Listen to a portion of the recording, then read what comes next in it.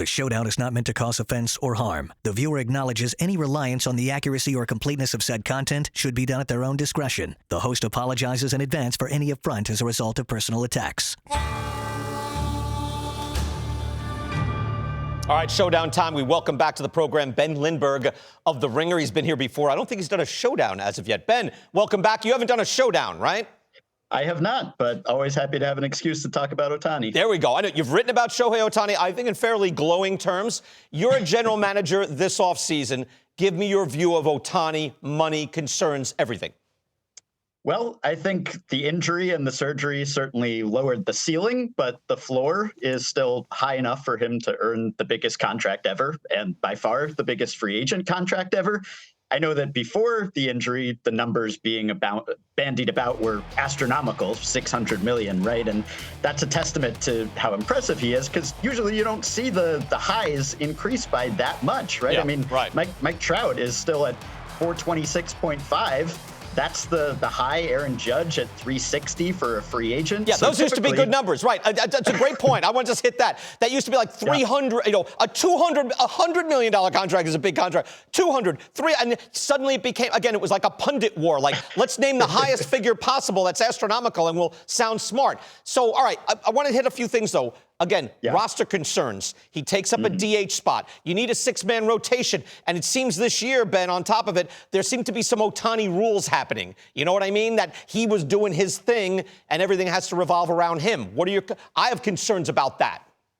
I'm with you in the sense that I don't think he offers any extra hidden value, as if his wins above replacement totals aren't high enough. Everyone's always trying to give him extra credit, right? Because he's two players in one roster spot. But because of the constraints that you mentioned, I don't really think there is any hidden value there.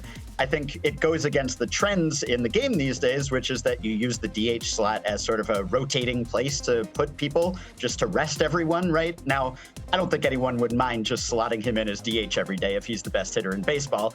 And there are plenty of teams that go with six-man rotations even without Shohei Ohtani. So it's not that out of the norm. So I don't think that's going to scare anyone away, but I agree it doesn't give him any extra value. But he's also, like, even this year, he's pitching 130 innings. I think the year before was 160. So you're making a lot of real-world adjustments day to day. Look, I think, Ben, if he just pitched, he might be the number one pitcher in the sport. He's that great, but he's not. So it's actually, I hate to say it, it's almost a headache you don't need. It seems absurd. But again, that's knowing that the price point is $50 million a year, right? The whole package seems like it's a lot to take on, and you're already saying, hey, that marketing money that everyone keeps throwing around like automatically and the boost in attendance that you're not doing, I don't know. It doesn't sound like the most attractive package at the price point. Not that he's not a great player, but at the price point. Of course, irrespective of the price point, I think everyone would be happy to have that headache.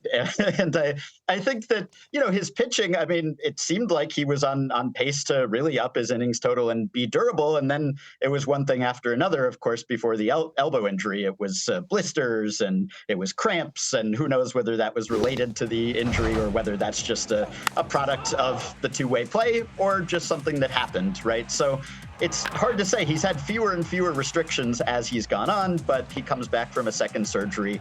Perhaps there are a few more restraints on him, at least initially. Yeah, he's hitting at an Aaron Judge level, who makes, is it 40 a year, right? So if he's hitting at that level, so if that's the market for just a hitter, but he's not. I'm going to give you my contract proposal, Ben, all right? And this is not just spitballing. The top teams I've found pay their best player 14 to 15% of the total payroll. If I'm a big market, right, and I want him, if I'm saying I'm a big market, I have $285 million payroll. By the way, I'm in the top 3 if I do.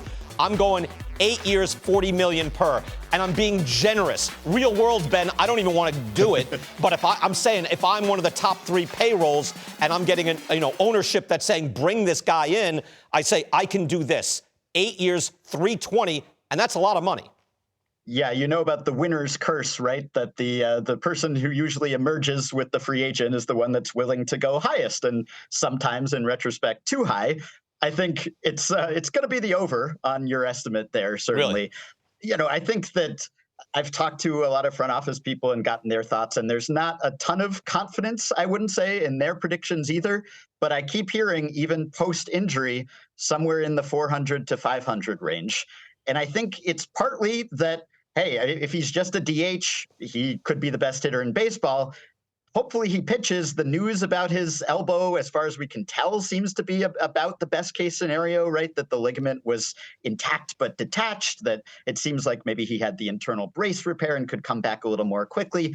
And also, because he's so unusual, there's the fallback plan of, hey, if he doesn't come out of this as one of the top pitchers in baseball anymore, you could always try to use him as a DH/closer. Or if he gives up pitching for good, maybe he's a plus everyday defensive corner outfielder. Yeah, right? maybe if he wants, right? But it kind of, if he wants to. A lot of this hinges on, hey, what do you want to do, big guy? And he seems to do what he wants. Give me your contract offer.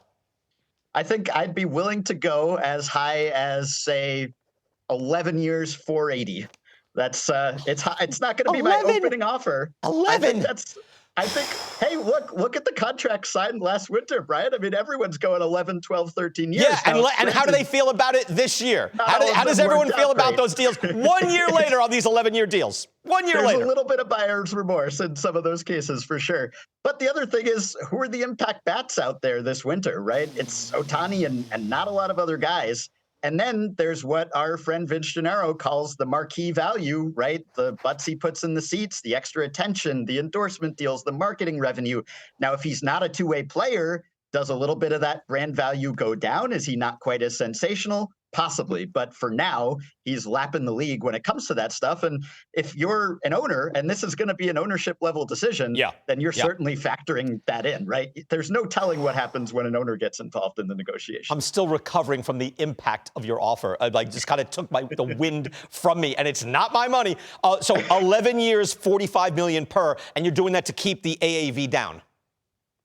Yeah, I mean, look, he might, I guess, decide to go with a shorter-term deal, right? He could say, hey, let me establish that I'm fully healthy again and that I can be the two-way star, and then I'll get back into the market. Or we could end up with some complicated structure like a Julio deal where you have playing time-based escalators and options and opt-out so that he retains some flexibility and doesn't get locked into a situation he's where saying he's no on to a that. losing team. I don't know. I get the feeling he's saying no to every that. No.